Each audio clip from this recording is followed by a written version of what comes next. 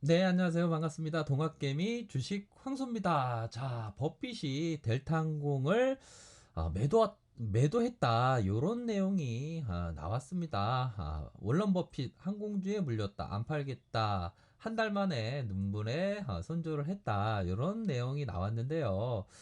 자, 보유 지분이 조금 뭐 줄어들었다. 요러한 어떤 내용의 기사가 나왔고, 이런 부분이죠. 버크셔가 항공주의 50억 달러 평가손 이렇게 추정하면서 조금 뭐 보유 지분에 대한 뭐 손실이 났다 이렇게 해서 미국 기업의 분기별 최대 손실 중 하나로 꼽힌 것으로 보인다. 버핏이 사상 최대 손실이다. 이러한 어떤 내용의 부분이 나와서 버핏 이제 안 돼. 뭐 이런 내용이 어떤 그 동학 개미님들에게도 그런 인식이 뭐 스며들면 안 되는데라는 생각이 많이 듭니다. 결국에는 그런 부분이 되겠죠.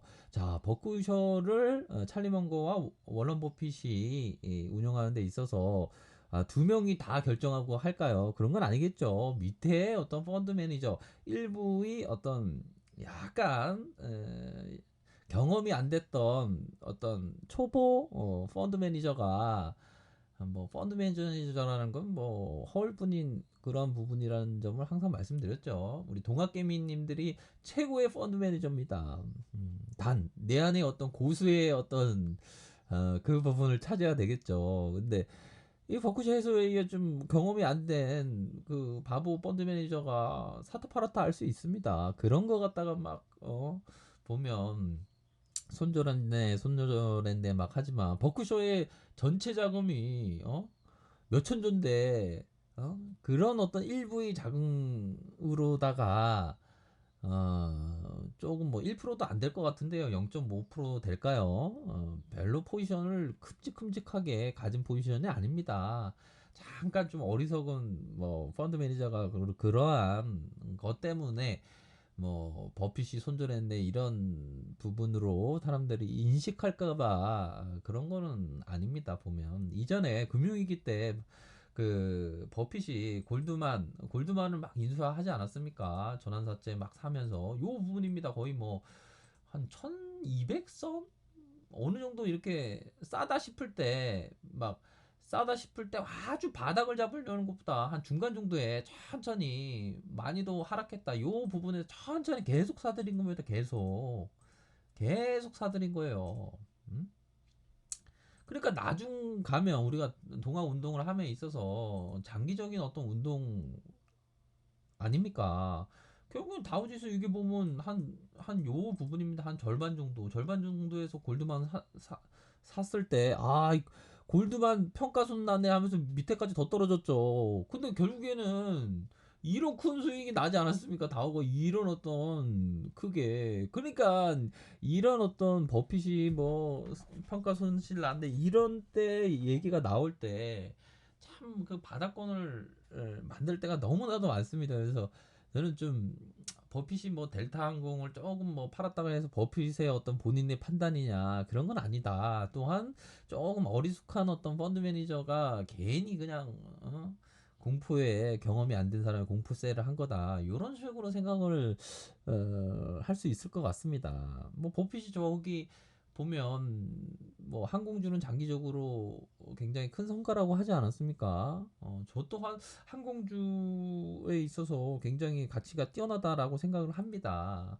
그래서 이게 동학 개미들이 갑자기 뭐 저런 뉴스에 이 역시 투자는 안 돼, 투기여야 돼 이런 생각을 할까봐 제가 짚어드리는 부분이고요. 뭐 삼성전자 볼까요? 삼성전자 결국에는 자 삼성전자 제가 말씀드렸죠. 버핏이 삼성전자 살 수 있을 가능성이 높다. 왜? 애플보다 삼성전자가 훨씬 더 좋으니까요. 다만 버핏 우리 할아버지가 좀 어떤 남북 어떤 전쟁의 상황을 또 쫄만한 사람은 아닌데 왜 삼성전자를 지분 공시가 없을까? 라는 그러한 부분입니다. 그래서 제가 이번에 그 삼성전자의 뭐 하락세 42,300원까지 내려왔는데 이 선에서 더 떨어지기를 어떻게 보면